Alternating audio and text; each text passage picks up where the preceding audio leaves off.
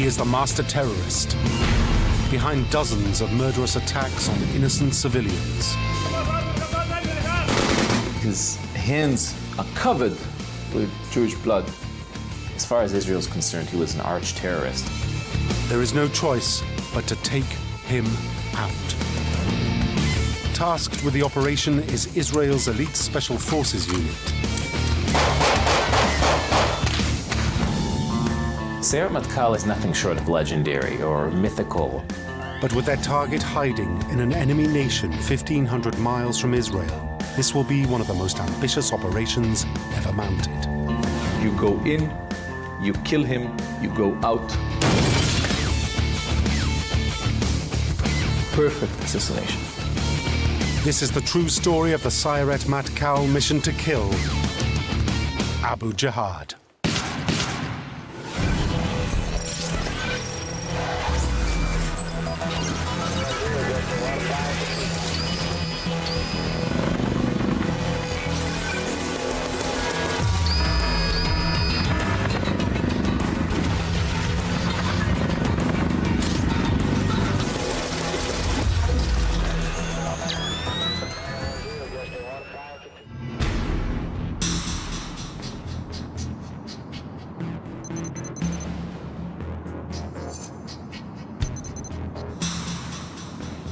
In the dead of night, 3 terrorists infiltrate the Israeli border.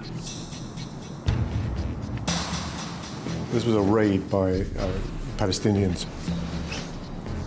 They armed themselves from a secret weapons cache that the PLO had in Egypt. Carrying AK-47s, they evade the Israeli border patrols. They crossed Israel's southern Negev desert. Their presence remains a secret until when they reach a remote desert road.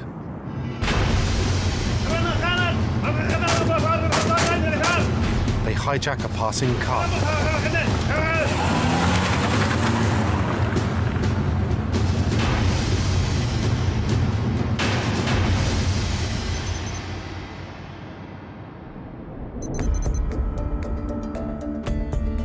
Israeli intelligence receive reports about the car hijacking. They now know armed gunmen are on the loose inside Israel, but they have no idea what their target is. This triggered an enormous security alert in southern Israel. Roadblocks were put up. An hour later, the gunman's car is sighted approaching a high security area. It was not far from Dimona, which is the site of Israel's nuclear reactor. It becomes clear that the terrorists are planning to attack the Dimona reactor, Israel's most important military facility. Yes, the one where Israel has nuclear weapons but has never admitted that they have nuclear weapons. With the top-secret facility at risk, army units race to intercept the terrorists before they can reach their target. Realizing that Israeli forces are closing down on them, the Palestinians suddenly change their plans.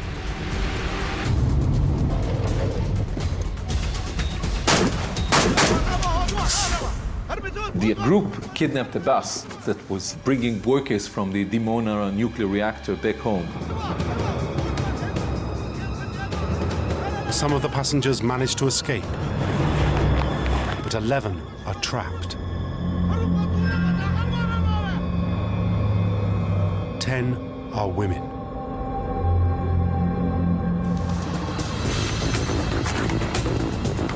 Israeli security forces surround the bus and try to negotiate with the terrorists.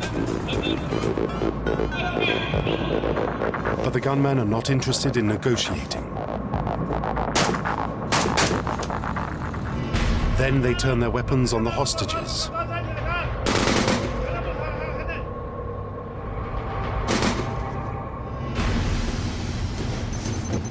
Now, the security forces have to go in.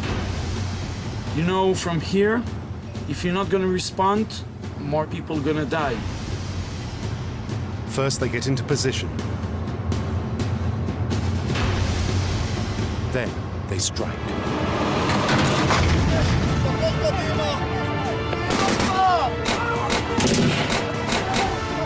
In a matter of seconds, Israeli soldiers take over the bus, killing all 3 of the terrorists.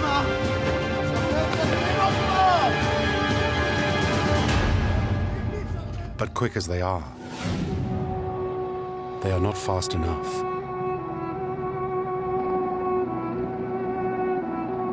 3 of the workers at the Dimona plant were killed. 2 of the victims are young mothers. It becomes known as the Mother's Bus Attack.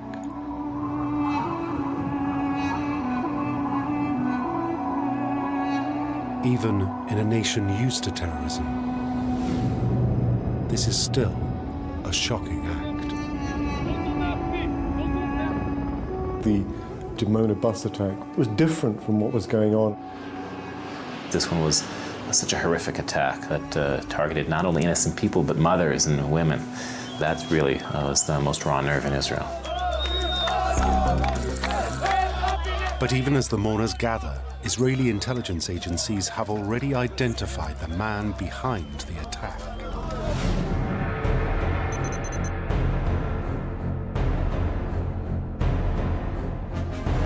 The man they are after is Abu Jihad. In Arabic, Abu Jihad means father of the struggle. The Israelis know that this is a title used by a leading Palestinian commander. Abu Jihad is a nom de guerre, like a lot of Palestinian names. His real name is Khalil al-Wazir. Abu Jihad is the legendary militant commander of the PLO. In the Palestinian organization, of course, he was admired as one of their top leaders. He is the number 2 man in the Palestinian Liberation Organization and heads its military wing. Abu Jihad was in charge of operations of al-Fatah. Under Abu Jihad's command, al-Fatah have undertaken dozens of attacks on Israel. He had organized and planned some quite significant Palestinian actions. Innocent people have been killed, often in brutal circumstances. As far as Israel is concerned, he was an arch-terrorist. Abu Jihad was a very dangerous man.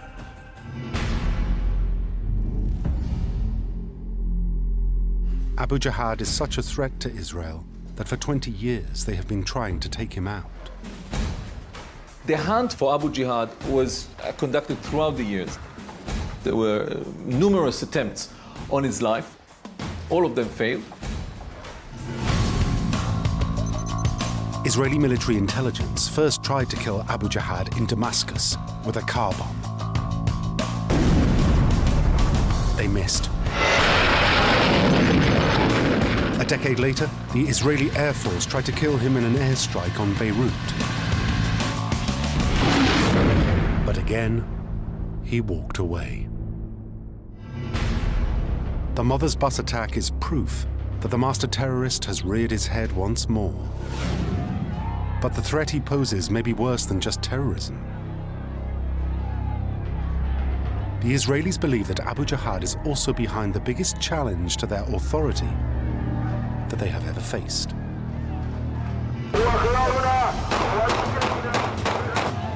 For 3 months, the Palestinian population of Israel has been in revolt.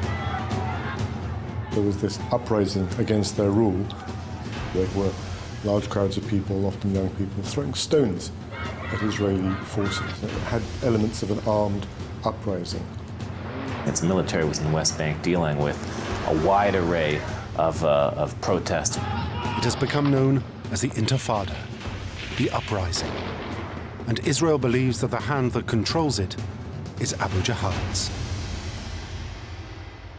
He claimed responsibility for the outbreak of the Palestinian Intifada. He said, I was the one ordering the troops, ordering the demonstrators to go to the street.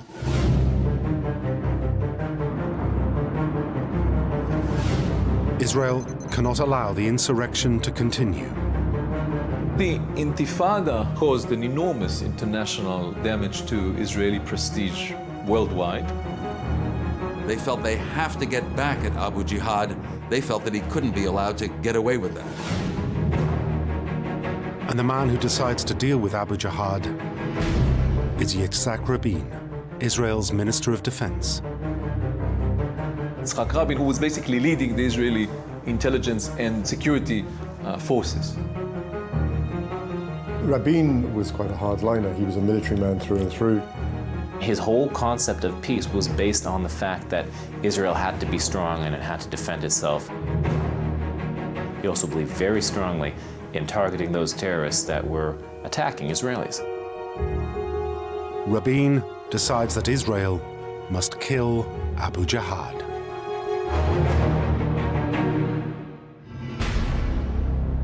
But immediately Rabin faces a problem. Abu Jihad is a long way from Israeli shores.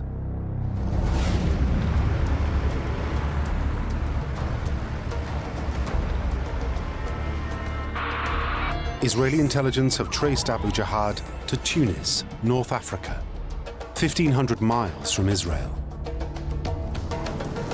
The city has become the new headquarters for the Palestinian Liberation Organization. That was the place where the PLO headquarters was, far away from Israel on the coast of Africa. Abu Jihad and other key Palestinian leaders have homes in a quiet suburb of the Tunisian capital. He lived with his family in a villa in a beachside neighborhood of Tunis. Being so far away from Israel, Abu Jihad felt quite confident and safe. He didn't think that Israeli intelligence would be able to get so far, so remotely from Israel. But he is wrong.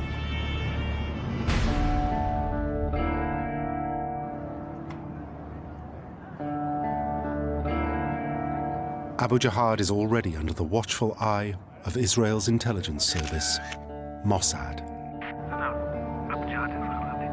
These people are followed, these people are tracked.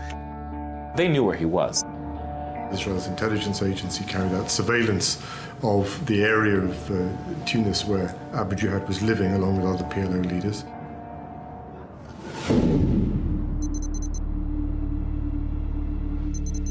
Four days after the mother's bus attack, Rabin orders Mossad to come up with a way to kill Abu Jihad.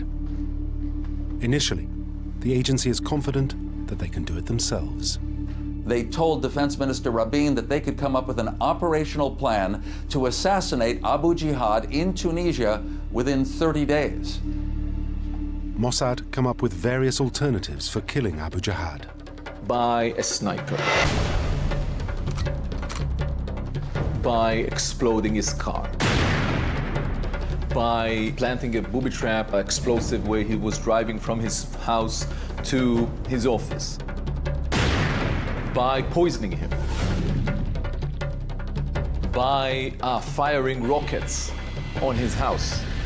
All sorts of possible operations.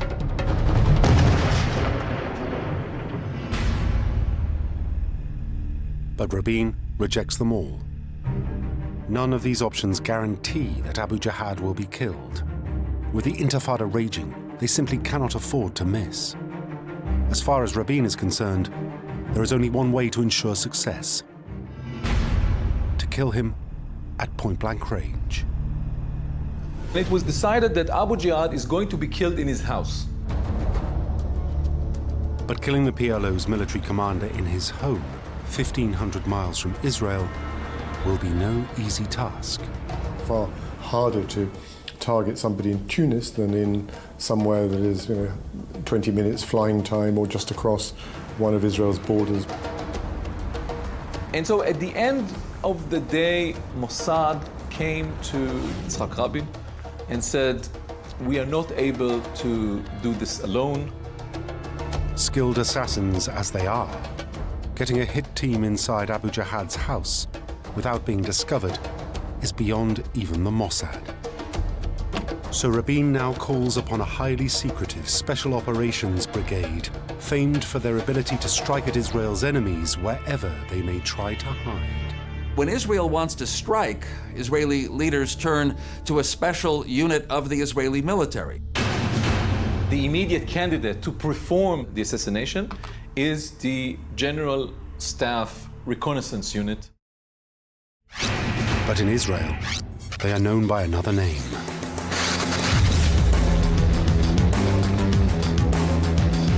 In English, they are known as the unit, but in Hebrew, they call them the Sayeret Matkal. Sayeret Matkal in Israel is nothing short of legendary or mythical. It's essentially the top unit in the army. It's the sort of byword for an elite unit. There are others, but that's the sort of crème de la crème. It's a unit modeled after the British SAS. SEAL teams are similar to it, Delta Force is similar to it. Like these other special forces units, the Sayeret Matkal are experts at killing people. They're thought of as assassination specialists. They're willing to sacrifice everything for their country. Commandos train intensively in survival skills, marksmanship, and hand-to-hand combat. Their job is to go on special operations that are considered beyond the scope of your regular troops. Only the very best of the Israeli military are recruited into the Sayeret Matkal. You're looking in elite unit for a person that in no time can concentrate and do the things fast. You're looking for a person that will never give up on himself. These men have the reputation for accomplishing things, getting things done.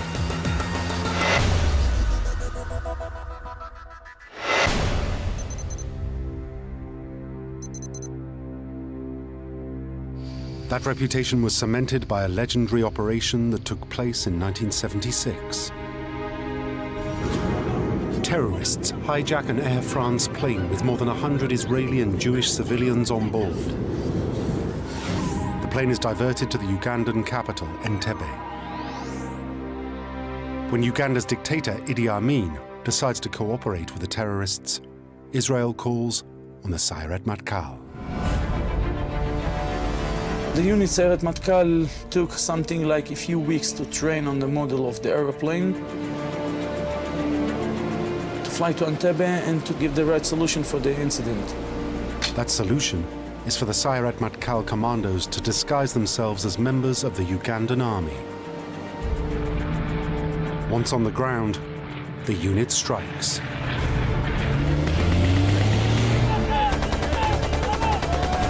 They went in there, did a counter-terrorist mission over 1,000 miles from home, killed the terrorist, got out of there alive. 102 hostages were rescued and returned to Israel, with only 3 civilian casualties.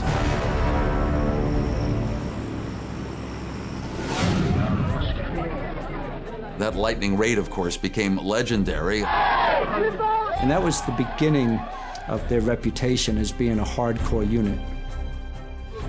Rabin believes there is no other unit better suited for the task of taking out Abu Jihad. So he puts in a call to a man who had been one of the architects of the Entebbe mission. He is Israel's most decorated soldier and a living legend, Ehud Barak. Ehud Barak was a head of Sayeret Matkal, one of the most famous commanders of Sayeret Matkal. He was in a position then as being a chief of staff or head of military intelligence. Very serious guy, very smart guy, very sharp guy, very decorated guy.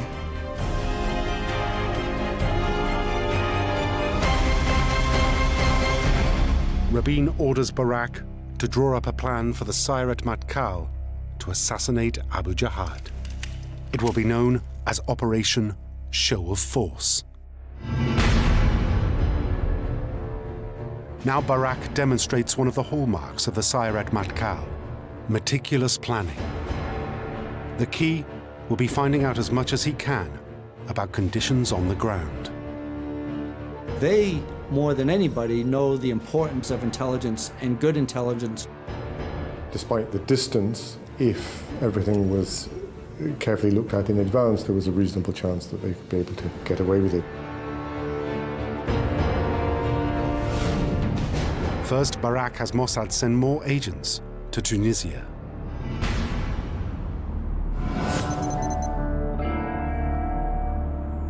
Previously, Mossad had been simply keeping tabs on Abu Jihad.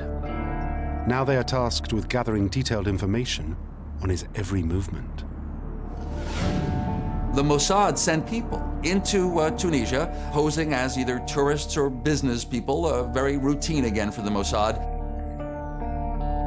They were sent to Tunisia to check all various questions that came from Sayeret Matkal. Posing as Lebanese Arabs, the new team liaise with the agents already embedded in Tunis. The agents monitor Abu Jihad's journeys around the city. The Israeli intelligence was updated of the tiniest details of Abu Jihad daily routine and daily schedule. The agents listen in on telephone calls to his home. The Mossad would use electronic means to intercept communications and listen in. So they were confident that they would know when Abu Jihad is at home. Watching and listening to his every move, the Mossad team soon learn the vital information that Barak needs to launch his operation. Who is in the house with Abu Jihad? How the house is built? Who is sleeping in each room? How many guards? How far is the police station? They know the height of the perimeter walls, the types of windows, doors, and locks, the distance between the rooms. They soon know every aspect of the villa's defenses. They know exactly where he is and on what floor of the building and when he goes to sleep and when he comes, when he goes, and where his bodyguard's going to be, etc.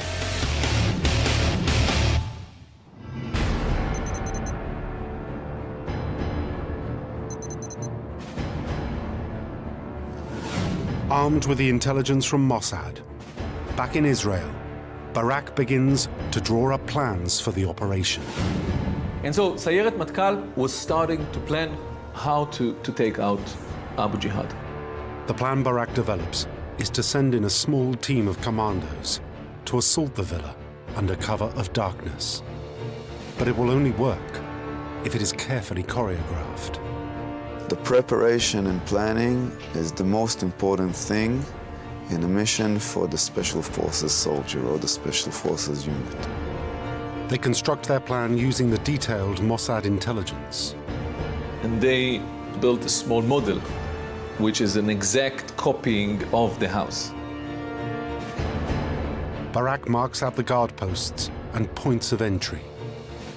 They get all their intelligence together, and then they have to figure out the best route in to that target.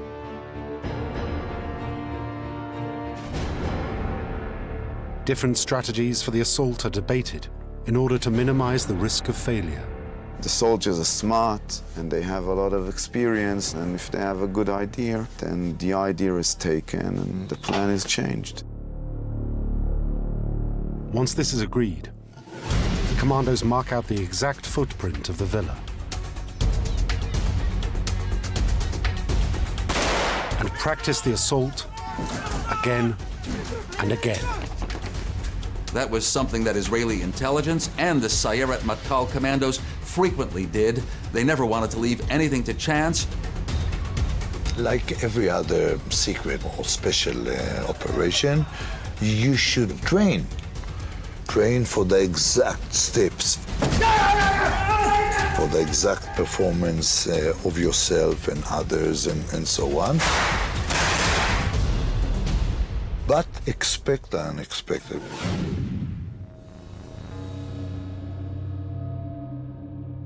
The next stage is to practice the mission in real conditions. Sayeret Matkal asked few people to donate a house in Israel not far away from the beach for rehearsals.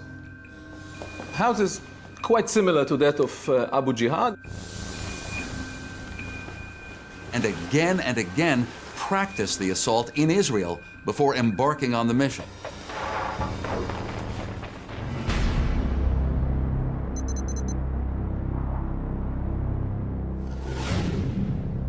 Whilst the commandos are practicing for the assault on the villa, Barak turns his attentions to one outstanding issue. That means getting the commando unit the 1,500 miles to Tunisia, safely and secretly.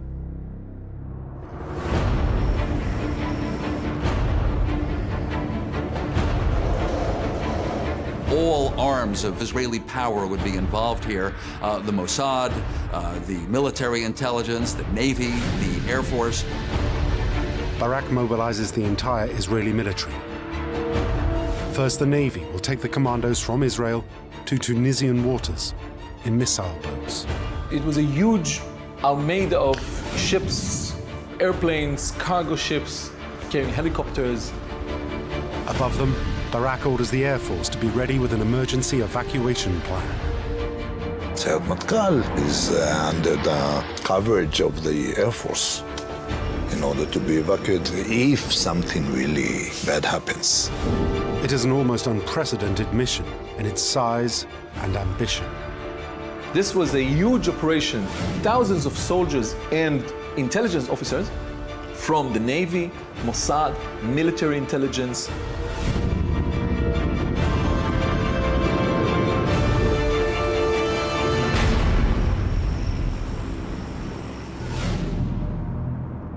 Having arranged how to get the commandos to Tunisia, Barak now focuses on a very particular problem.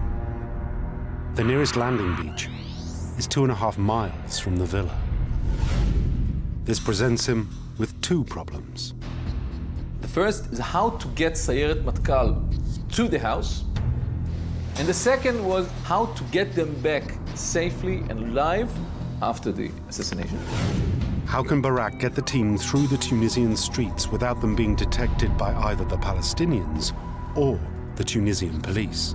Bear in mind, Tunisia is an Arab country and not a democratic state. It's a sort of a police state far away from Israel. They have to get there quickly without drawing attention. So they need an insertion plan. So Barak comes up with an ingenious method to get the commandos to and from the villa without being detected. First, they will arrange a distraction to clear the area of police. We're expecting local forces to intervene.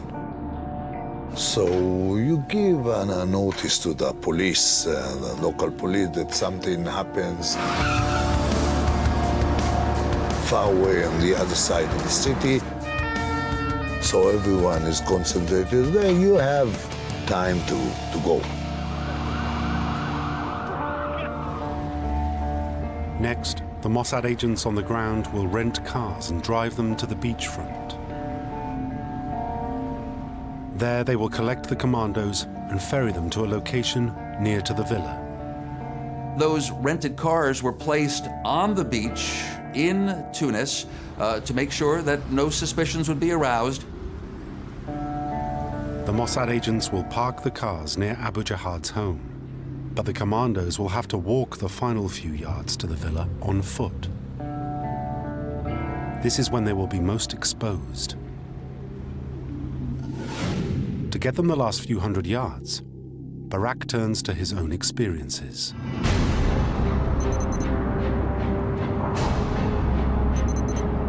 "15 years earlier, Barak was involved in one of the most remarkable missions in the history of the Sayeret Matkal. The unit was sent into Beirut, the heart of enemy territory. They were sent to kill the men behind the slaughter of 11 Israeli athletes at the Munich Olympics. To infiltrate the city undetected, Barak and the others employed a very unusual disguise. Some of them are dressed as women in order not to distract attention that just a group of men is walking in the street. It's always easier to have men and women together. Their disguises allowed the unit to disperse through the city undetected and launch multiple synchronized attacks.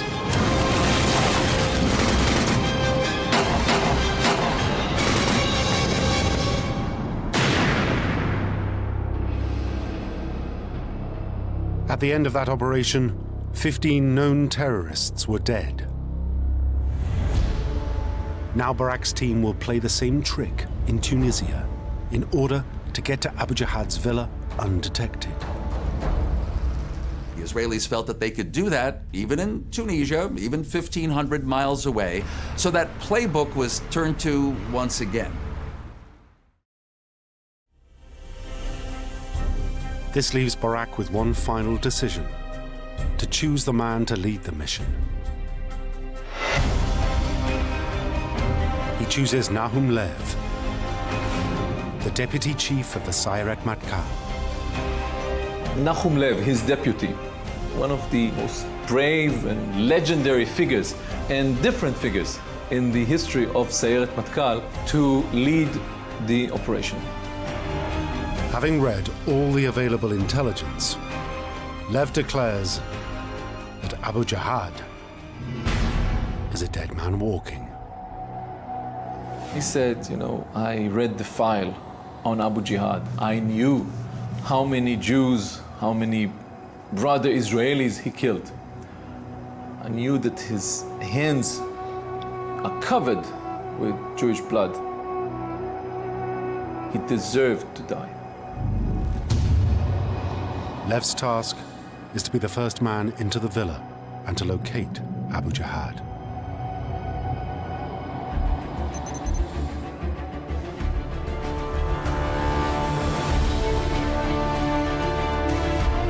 Lev and his men now embark on the 1,500-mile journey to Tunisian waters.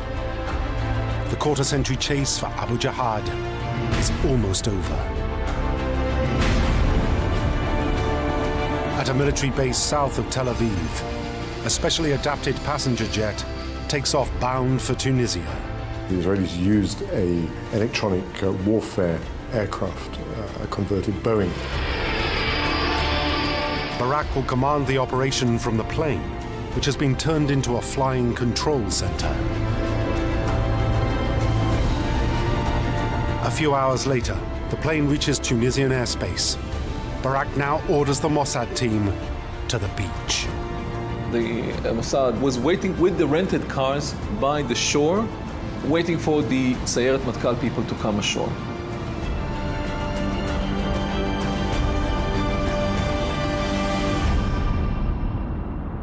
With the Mossad agents in place, the order is given for the Sayeret Matkal to land. They are taken ashore by members of Flotilla 13, Israel's Navy SEALs.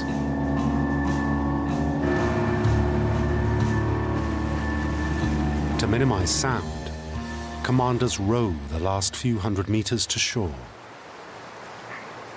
The Israelis landed in the dead of night. They were picked up by the Mossad people. Nobody was there when it came to Tunisian security. Immediately, the commandos change into their tourist disguises. They're all changing very quickly. They change their clothes to civilian clothes. Some of them are dressed as women. The whole group, Mossad, Flotilla 13, and Sayeret Matkal are waiting at the beach for the final go-ahead. As they wait for a green light, the commandos learn from Barak that there's a problem. Israeli intelligence have intercepted a phone call to Abu Jihad. Someone from the PLO headquarters called Abu Jihad and said that they were warned by apparently a European intelligence service that the Israelis are thinking of killing a PLO senior figure. Barak's fear is that if Abu Jihad suspects he might be the senior figure being targeted, he may flee Tunis immediately. The Israelis were quite afraid that he's going to take this threat seriously. Barak demands a report from the Mossad team watching the villa. Is Abu Jihad at home, or has he fled Tunis? The agents report that his Mercedes has been seen arriving at the villa, but they cannot confirm that Abu Jihad was in the car. They saw people going out of Abu Jihad house and getting into the house, but they didn't see their face. While Barak waits to find out where Abu Jihad is, he orders the Mossad agents at the beach to take the Sayeret Matkal to their position near the villa. Quite rapidly, they launched the force, the Sayeret Matkal force, from the beach to Abu Jihad house. At about 1 o'clock in the morning, the three vehicles that contained the Israeli commandos went into this neighborhood called Sidi Busaid.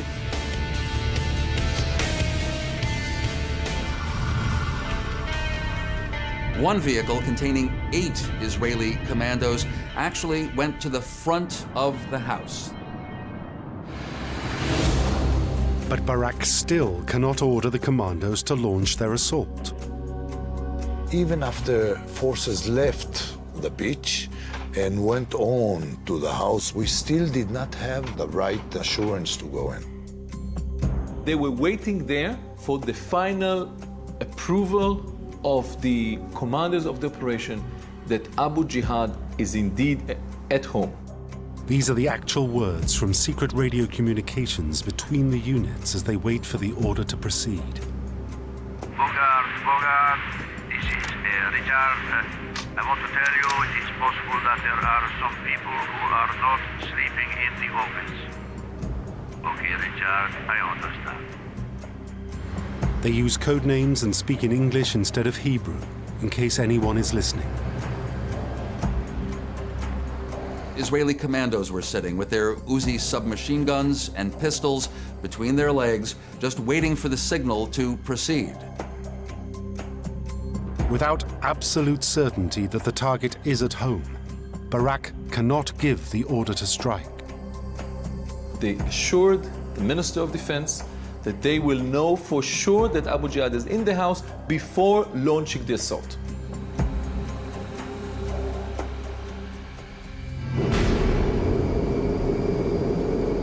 It is now that Barak shows the Sayeret Matkal's real quality.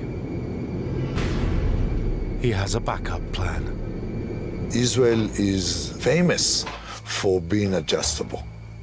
We change views, we change our behavior, we change actions according to time and persons involved. That's elite unit.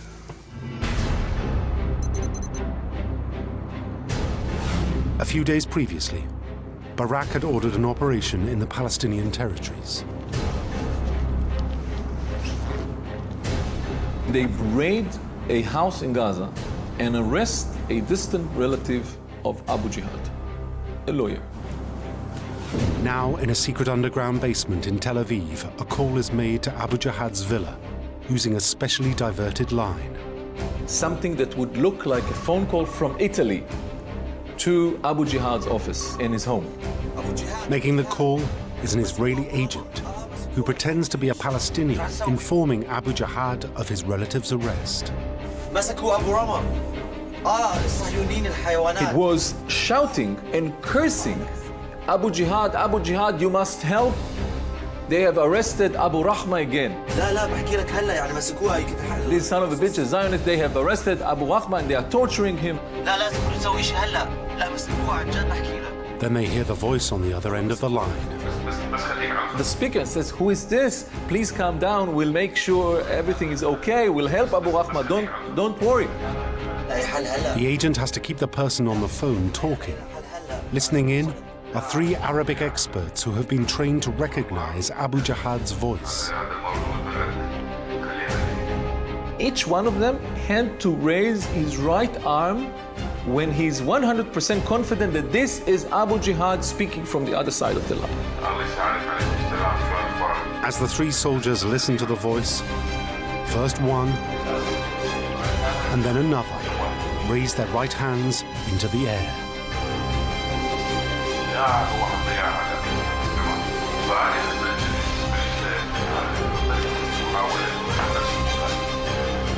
Finally, the third hand is raised.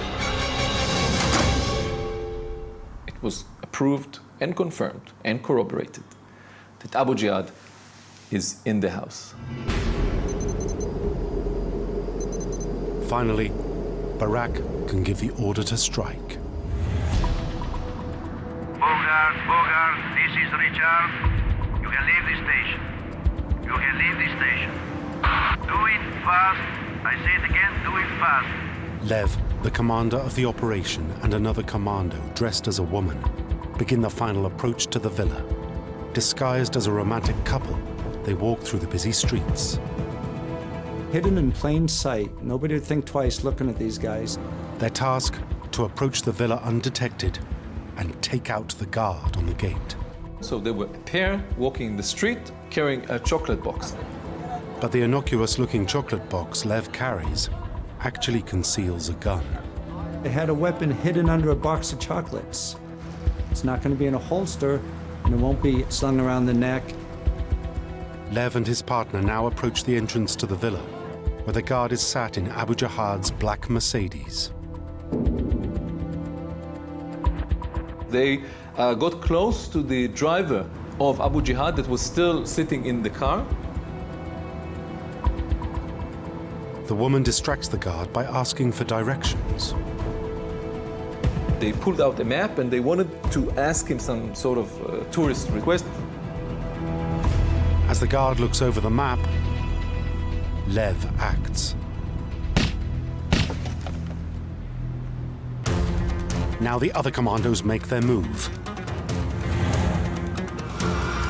The 8 commandos swiftly assaulted the house. They went to the backyard and came to the door.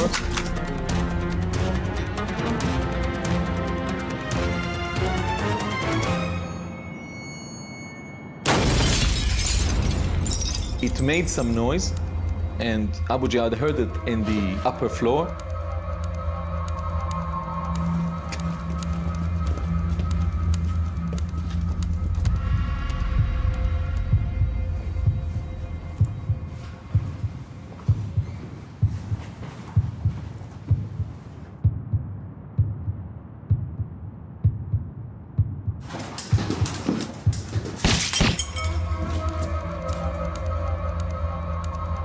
Lev and his accomplice concentrate on the stairs that will lead to Abu Jihad. The other team go to take out the remaining bodyguards.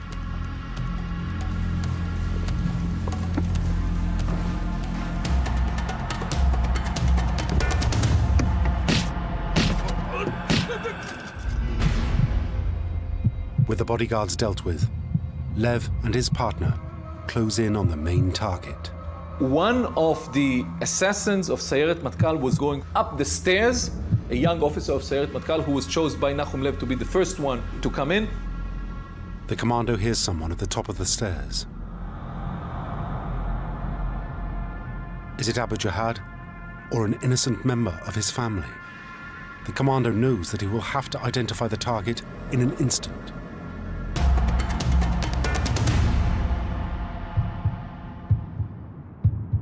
The commando reacts instinctively.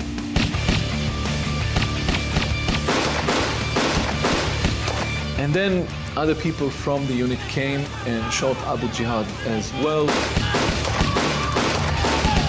70 bullets hit Abu Jihad, and his right hand, which had held the pistol, was nearly severed. But as they are firing, Abu Jihad's wife suddenly appears. Scream, halas, halas, stop it, stop it. Don't you see that he's already dead? But even with everyone's nerves on edge, discipline holds. Even when the unexpected happened, the wife did not get hurt. We will avoid shooting even on the expense of getting hurt. Instead, Lev orders her to face the wall. And with Abu Jihad confirmed dead, the commandos depart. Once it was finished, they rushed into the cars, back to the beach, back to the boats, and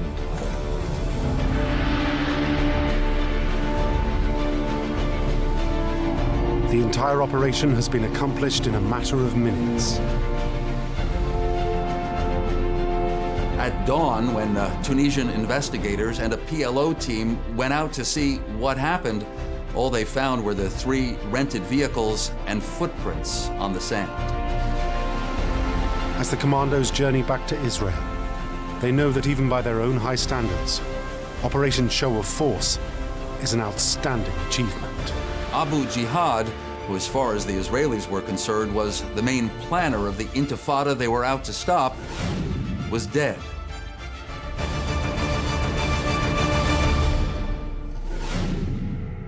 But the mission hadn't been quite flawless. Despite all the intelligence gathered, there was something they had missed.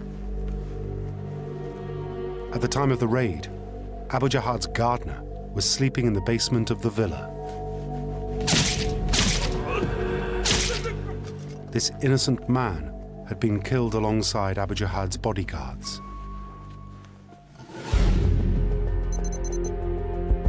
Soon news of the operation reaches Israel.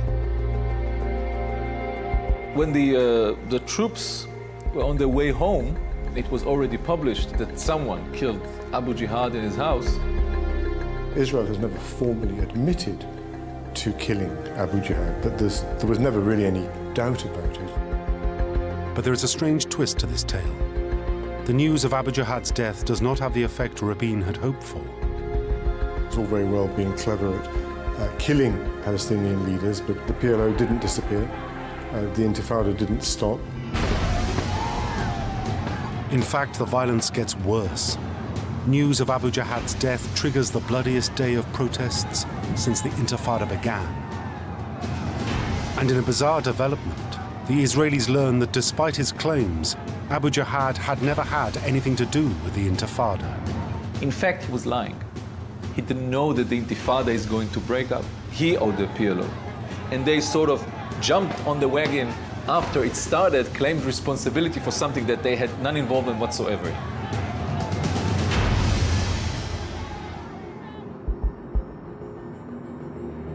And the reaction of Israelis wasn't what Rabin had expected either.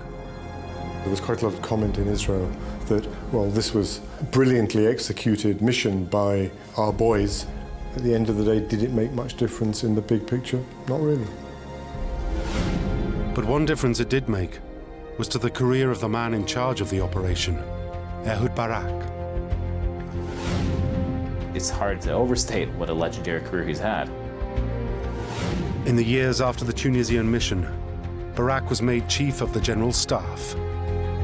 And in 1999, the Israeli people showed their admiration for the Sayeret Matkal when they elected this former leader of the unit to become Israeli prime minister. The Israeli public, though it doesn't know much about precisely what Sayeret Matkal has done, well, the Israeli public knows that it's a trustworthy group of men who get things done.